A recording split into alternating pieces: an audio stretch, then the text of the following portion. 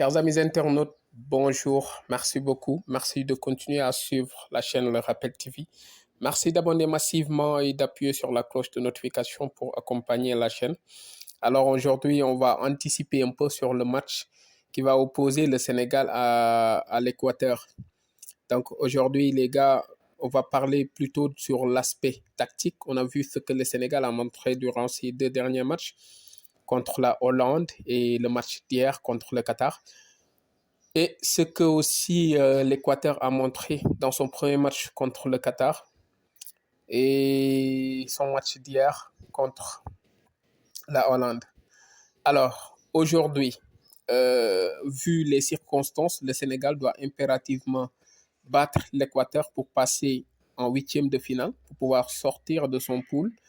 Et en tout cas, ce qu'on pense, c'est que le Sénégal a tous les moyens de le faire. Maintenant, là où on a un peu peur, c'est sur la stratégie que Aliou Cissé va mettre en place. Donc aujourd'hui, Aliou, n'est-ce pas, là où il ne sort jamais là où on l'attend. Vous voyez, donc tantôt il tente des choses qui peuvent handicaper l'équipe. Or, c'est un match où le Sénégal doit impérativement avoir une victoire. Maintenant, c'est un match aussi qui va se jouer sur deux mi-temps. En tout cas, deux mi-temps, oui. La première période, si le Sénégal ne parvient pas à marquer ne serait-ce qu'un but, avoir l'avantage, le Sénégal a perdu, on peut dire que le Sénégal a perdu le match à 85%. Parce que l'Équateur est capable de tenir le Sénégal pendant 45 minutes sans concéder de but. C'est pour cette raison, dans la stratégie que Aliou Cissé doit mettre en place pour venir à bout de cette équipe d'Équateur, il est important de prendre des risques durant la première période et d'être efficace devant les buts. Nous ne doutons pas de la défense sénégalaise, sachant que s'ils sont tous au top de leur forme, on pense bien que, n'est-ce pas, ils peuvent gérer la première période sans concéder de but. Au milieu de terrain, avec Idrissa Gana Gueye, fort probablement qui sera présent, et Nampalys Mendy, eux aussi, ils seront capables de faire tout le marquage nécessaire pour aider la défense à en tout cas éviter que cette équipe d'Équateur ait ne serait-ce qu'un but. Maintenant, ça va rester sur la partie animation au niveau du milieu de terrain. Là, j'ai peur que Aliou essaie de gérer le match et nous met un milieu récupérateur qui a quand même une vocation un peu offensive. C'est le cas avec Pape Matar Sarr, comme c'est le cas aussi avec Pape Gueye.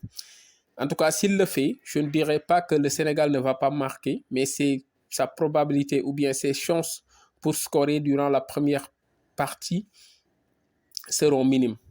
Donc, il est important de mettre là-bas soit un Iliman Ndiaye, soit de mettre un attaquant qui est un peu joueur, qui joue plus en tout cas vers l'avant. Et dans l'unanimité, les Sénégalais et les supporters, les connaisseurs de foot réclament que Iliman Ndiaye soit présent. Mais il est important de le mettre aussi si on voit ce qu'il est en train de faire à Sheffield United, où il est derrière le défenseur et crée beaucoup d'occasions de but, marque aussi beaucoup de buts, ou bien des situations qui peuvent être dangereuses, en tout cas, pour l'équipe adverse. Donc, c'est ce qui est attendu et nous espérons bien que Aliou Cissé sera conscient de cela et nous mettra le petit Ndiaye devant les deux milieux défensifs pour ne serait-ce qu'avoir une personne qui sera un tampon entre le milieu et les attaquants et un soutien aussi au cas où les attaquants seront dos au but, un soutien pour pouvoir créer des situations et il est aussi en mesure de libérer les excentrés, c'est-à-dire depuis le début des matchs que le Sénégal a joué, on a vu que les excentrés ne donnaient pas, ne débordaient pas, parce qu'ils sont toujours muselés par l'équipe adverse. Donc Iliman Ndiaye, sa présence peut permettre aux excentrés de bien, en tout cas, dérouler le rôle qu'on attendait d'eux. Donc il y a en tout cas beaucoup d'avantages sur la présence du gamin en avant-centre. Maintenant, ce dont on a peur, c'est que cette présence a tellement été revendiquée et réclamée par les supporters et les connaisseurs de foot que ça risque d'être un fardeau, n'est-ce pas, sur le gamin. On espère que cela ne se passera pas ainsi, que cet appel, en tout cas au niveau national, soit une source de motivation et d'engagement qui va galvaniser le petit à faire le match qu'on attend de lui. À part ça, si le Sénégal ne marque pas en première période, en deuxième période, en tout cas c'est le tout pour le tout, il faut mettre un deuxième attaquant de pointe et puis aller sur des centres et autres. Sinon, ça risque de chavirer. L'autre chose, c'est que si le Sénégal marque et qu'on part en deuxième période, là, bon, un Pathé 6 serait un bon joueur qui va stabiliser le milieu de terrain et faire avancer les deux autres récupérateurs pour empêcher le passage des ballons au niveau du milieu. Côté flanc, on a nos deux latéraux qui sont très costauds et qui sont présents au duel. Donc, pas de panique. Donc, si on arrive à verrouiller le milieu de terrain, ça peut nous valoir satisfaction, ça peut nous faire du bien.